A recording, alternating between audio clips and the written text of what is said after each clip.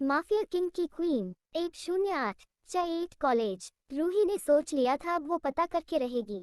दूसरे दिन रूही की नींद खुली। उसने बेड पर देखा अभय सो रहा था। जल्दी से उठकर नीचे गई, पूजा की लॉन्च तैयार करने लगी। सब डाइनिंग टेबल पर बैठकर लॉन्च कर रहे थे। वो दादाजी मुझे कुछ बात करनी है अंडस्को रूही ने गायत्री जी से कहा। अभय के साथ साथ सब उसे देखने लगे।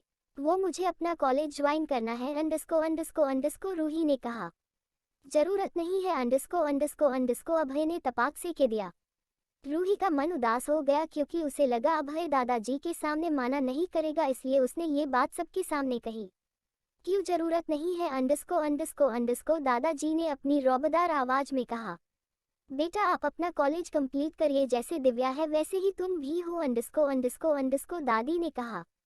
अभय ने कुछ नहीं कहा पर अंदर ही अंदर वो उबाल रहा था। सबका ब्रेकफास्ट हुआ। अभय ने रूही को रूम में आने का इशारा किया, खुद सीढ़ियां चढ़ते हुए चला गया। रूही डर तो रही थी पर फिर हिम्मत रखकर रूम में चली गई। जैसे ही गेट खोल अंदर आई, अभय ने उसे दीवार से लगा दिया। अंडस्को जानबूझकर तुमने कॉलेज जाने की बात सबके सामने कही, अभय ने दांत पिसते हुए कहा। रूही उससे छुटने की कोशिश करने लगी। वो जितनी कोशिश करती अभय उसे और काश कर पकड़ लेता। उसने छुटने की कोशिश बंद कर दी और अभय की आंखों में देखते हुए कहा, हाँ सही समझे अंडस्को रूही ने डरते हुए पर अपनी आवाज को बुलंद करते हुए कहा। अभय को गुस्सा आ गया क्योंकि आज तक अभय से किसी ने नजरें मिलाकर बात नहीं की थी। रूही तो उसे जवाब दे रही थी। उसने गुस्से में रूही के होठों पर हौसली किस करने लगा। रूही उसे मरने के लिए हाथ ऊपर किया पर अभय के पकड़ने की वजह से वो नहीं कर पा रही थी। रूही की आंखों से आंसू आने लगे पर अभय को फर्क ही नहीं पड़ा। 15 मिनट बाद उसने छोड़ा और कहा अंडस्को आइंदा मुझसे नजरें नीची करके बात करना, समझ आई बात। कॉलेज जाना ही जाओ पर एक बात याद रखना, मेरी नज़र तुम्हारे ऊपर है और हाँ तुम्हें कॉलेज की वजह से घर में कोई काम नहीं रुकना चाहिए। सुबह ब्रेकफास्ट तुम बनाओगी, रात का डिनर भी तुम बनाओगी, मेरे सारे काम तुम करोगी। सुबह मेरे कपड़े प्रेस करके बेड पर चाहिए। अगर कोई काम चोरी की तो इसकी सजा के लिए तैयार रहना। उसे छोड़ नीचे चला गया। रूही वही दीवार से टिककर बैठ गई। जोर जोर से रोने लगी पर उसकी आवाज़ सुनने को कोई नहीं था। अब पूरा रूम साउंड प्रूफ था। थोड़ी देर बाद रूही ने अपना हुलिया ठीक किया और बाहर आ गई। तब तक सब ऑफिस जा चुके थे। बेटा कब से कॉलेज जाना है अंडस्को दादी ने पूछा। कल से अंडस्को उसने कहा। ठीक है बेटा तैयारी कर लो अंडस्को दादी ने कहा और रूम में चली गई। ये दिन तो ऐसे ही निकल गया। शाम के 6 बज रहे थे। सबके ऑफिस से आने का टाइम हो गया था। एक कार आकर आर्यन विला में रुकी। अभय बड़े रोबदर तरीके से बाहर निकला। दूसरी गाड़ी में दीपक जी। दोनों अंदर आए। रूही ने दोनों को पानी दिया। कल हमारे बिजनेस पार्टनर की बेटी का बर्थडे का खास तौर पर बुलाया है अंडस्को दीपक जी ने कहा। दादाजी ने कहा अंडस्को कल हम नहीं जा पाएंगे। मेरा भी मन नहीं है अंडस्को दीपक जी ने कहा। एक काम करो बच्चे चले जाएंगे अंडस्को दादी ने कहा। हाँ ऐसा कर लेते हैं अंडस्को ज्योति जी ने कहा। तुम चारों वहां चले जाना अंडस्को दादाजी ने कहा। ठीक ही अभय ने सिर्फ इतना कहा। वाह पार्टी में अभी से तैयारी कर लेती हूँ अंडस्को दिव्या खुश होते हुए बोली क्योंकि उसे पार्टी बड़ी पसंद थी। देवेश ने कहा अंडस्को हाँ कर ले मेकअप वरना वो लोग तेरी ऐसी शक्ल देखकर डर जाएंगे। तू चुप कर अंडस्को दिव्या के कहा। अरे सही तो कहा अंडस्को देवेश ने कहा। भाई देखो इसे अंडस्को दिव्या ने अभय से कहा। अभय ने उसे आंख दिखा दी। देवेश रूही के पीछे छुपते हुए कहा अंडस्को मेरे पास इससे बड़ा हथियार है। रूही जो चाय ला रही थी उसके ऐसा करने से हड़बड़ा गई। चाय उसके हाथ में गिर गई। पूरी चाय की ट्राई जमीन पर गिर गई।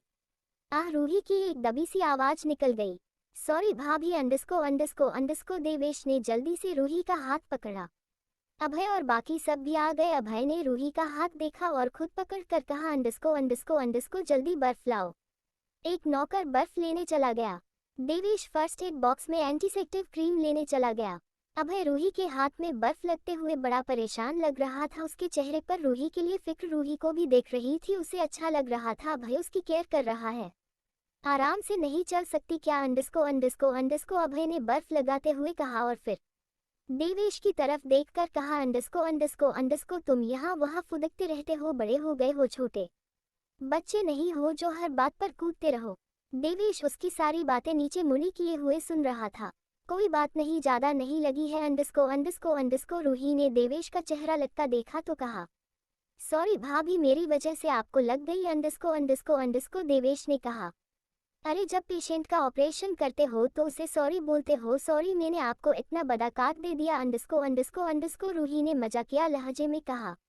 देवेश भी हंस दिया। अभय ने उसे देखा, इस लड़की को लगी ये नहीं दिख रहा है, इसे मजाक सूझ रहा है।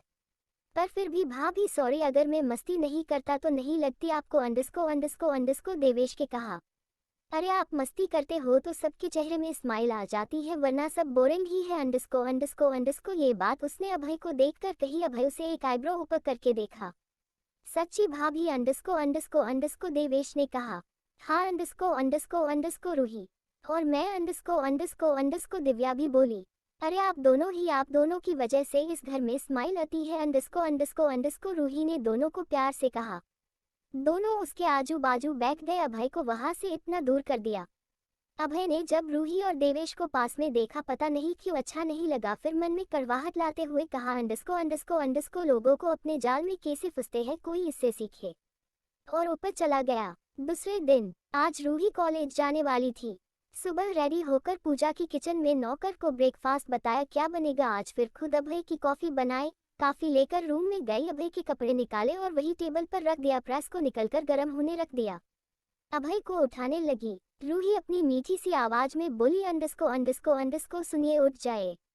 अभय की आंख खुली तो सबसे पहला चेहरा रूही का देखा। उसे देख स्माइल आ गई। उसने रूही का हाथ पकड़ा और अपने ऊपर खींचकर उसे अपने नीचे कर लिया। ये इतने जल्दी हुआ समझ ही नहीं आया रूही को क्या हुआ। अभय उसके गार्डन पर अपने सख्त होंठ को फिराने लगा।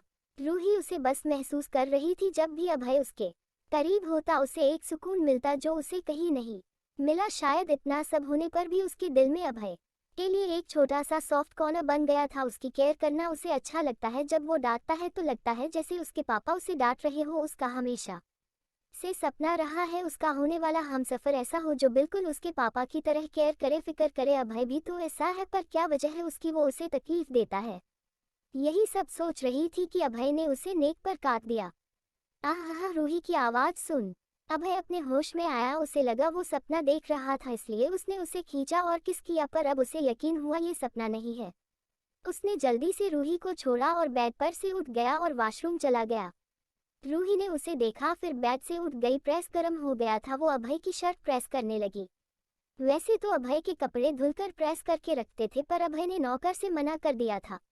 अभय वॉशरूम से बाहर निकला। उसने अभी सिर्फ बाथरोब पहना था। उसने रूही को देखा जो उसके कपड़े प्रेस कर रही थी। वो उसके पास गया, पीछे से हक कर लिया और काश कर जकड़ लिया। रूही हिल भी नहीं पा रही थी। रूही चौंक गई। अभय ने उसे अपने सामने किया। रूही नीचे मुड़ी किए हुई थी। उसे सच में अभय से डर लग रहा था। अभय ने उसकी गर्दन को पकड़ा, ऊपर किया और उसके होठों पर अपने सख्त होठ रख दिए। उसे किस करने लगा। किस बहुत हंसली थी, उसके होठों को काट रहा था। रूही के होठों से खून निकलने लगा, पर अभय ने नहीं छोड़ा।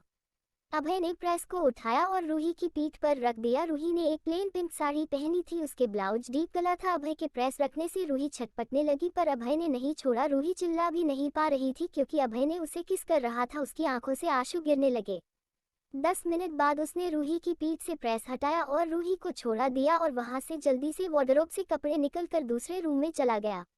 रूही को बर्दाश्त नहीं हुआ। वो जल्दी से वॉशरूम में शॉवर के नीचे खड़ी हो गई। उसे बहुत जल रहा था, आंखों में आंसू भी आ रहे थे। पानी गिरने से भी उसे राहत नहीं मिल रही थी। थोड़ी देर शॉवर में बैठी रही, फिर उठी और मिरर के सामने अपने पीछे पीठ को देखने लगी जिसमें प्रेस के निशान बन गया था। उसकी पीठ जल गई थी। उसे देख वो रोने लगी। फिर अपने आंसू पोंछे और अपने कपड़े लिए एक सूट निकला जो पूरा नेक ढाक रहा था। उसे पहन रेडी हुई।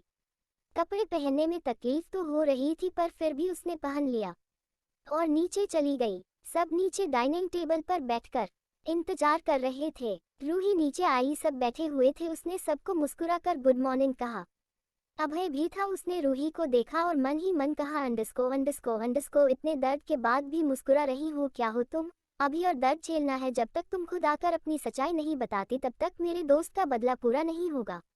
रूही ने सबको ब्रेकफास्ट सर्व किया, फिर अभय के बाजू में बैठ गई। खुद ब्रेकफास्ट करने लगी। उसने ऐसा प्रीटेंड किया जैसे कुछ हुआ ही न हो। ये बात अभय को अंदर ही अंदर खाए जा रही थी। सबने ब्रेकफास्ट किया और ऑफिस जाने लगे। भाई मुझे और भाभी को कॉलेज छोड़ दोगे? अंडस्को दिव्या ने कहा। दिव्या का डिजाइनिंग कॉलेज रूही की कॉलेज के रास्ते में पड़ता है। आप मुझे छोड़ना फिर भाभी को? अंडस्को दिव्या ने कहा। रूही जाना नहीं चाहती थी। अभय ने रूही की शक्ल देखी जो उसके साथ नहीं जाना चाहती थी। उसने दिव्या से कहा अंडस्को हाँ रेडी होकर आओ, मैं गाड़ी में वेट कर रहा हूँ। रूही बेमन से रेडी हुई और बैग उठाया बाहर आ गई।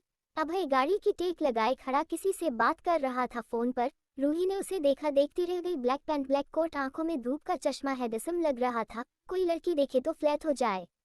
अभय ने रूही को देखा जिसने सिंपल कुर्ती पहनी थी, कान में छोटी सी बलिया पर न तो मंगलसूत्र दिख रहा था न सिंदूर। उसे देख गुस्सा आ गया। वो रूही के पास जाता उससे पहले ही दिव्या वहां आ गई। अंडस्को चलिए भाई, दिव्या ने कहा। तीनों गाड़ी में बैठ गए।